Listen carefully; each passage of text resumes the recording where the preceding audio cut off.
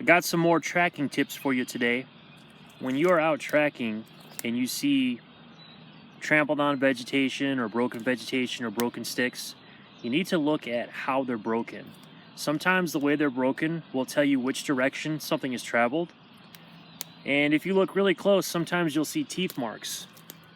I hope this shows up, I really do.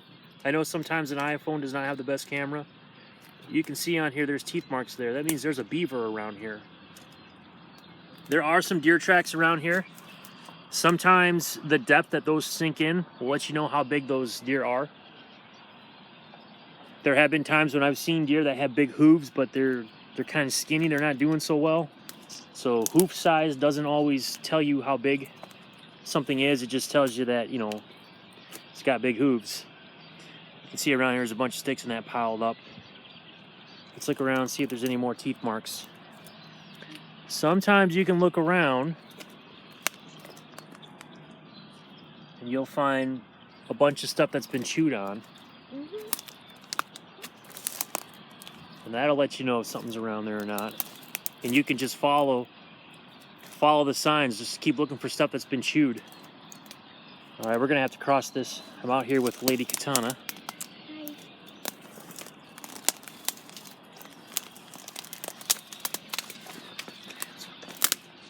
Here we go. Here's some more stuff. Yeah, there's teeth marks on that one. I imagine some of this people have come out here and knocked down, but you see there's more teeth marks.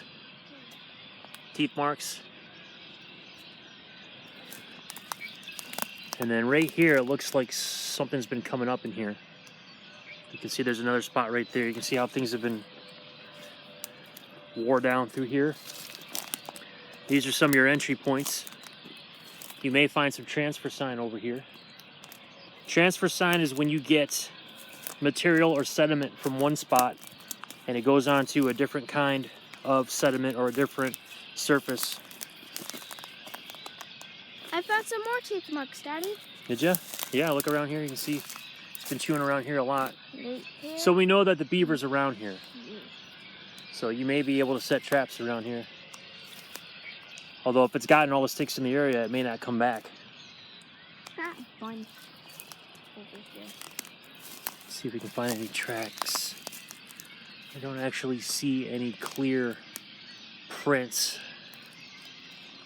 It's early spring. You know, if that thing's been, well, if it's been out, it might have been on snow, although they do tend to not come out too much. It's too cold. There's some more stuff that's probably taken down. Walk around this way over here.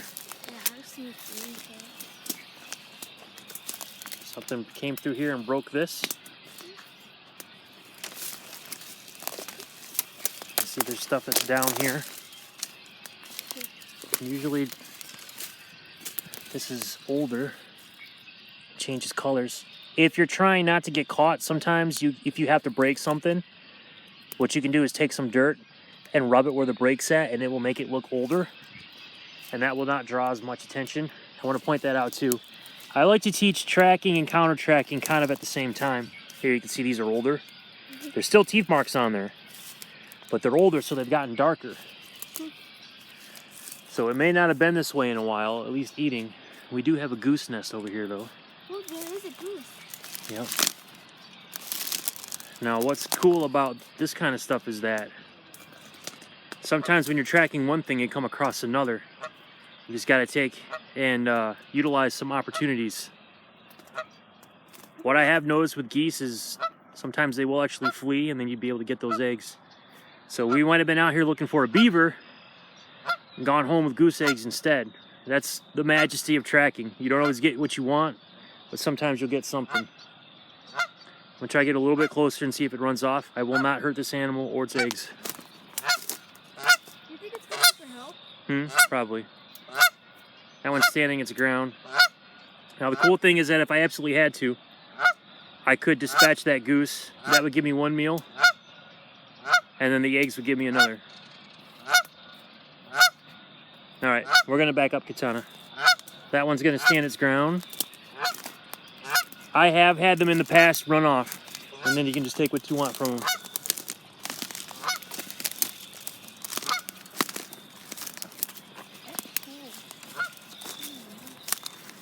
So yeah, when you're out tracking, something you can also do, I've read about this, you can have what's called the ranger mentality. And I'm not necessarily referring to Army Rangers. Like, I read some survival material one time that talked about having a ranger mentality where you're always looking for something you can use when you're out and about.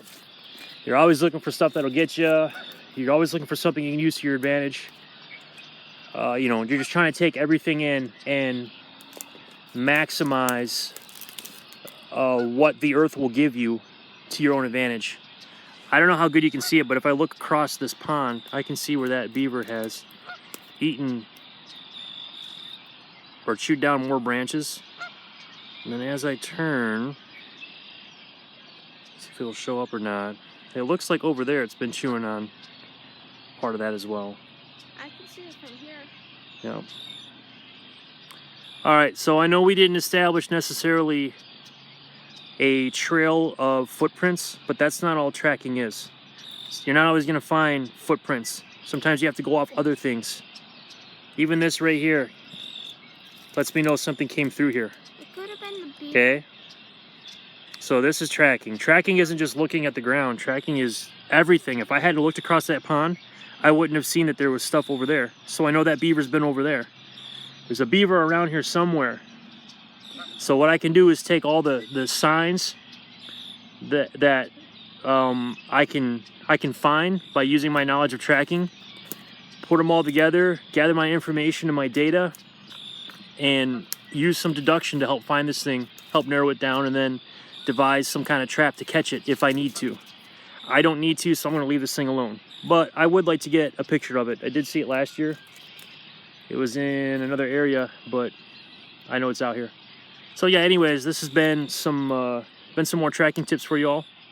Thanks for tuning in. As always, Semper Fi and God bless.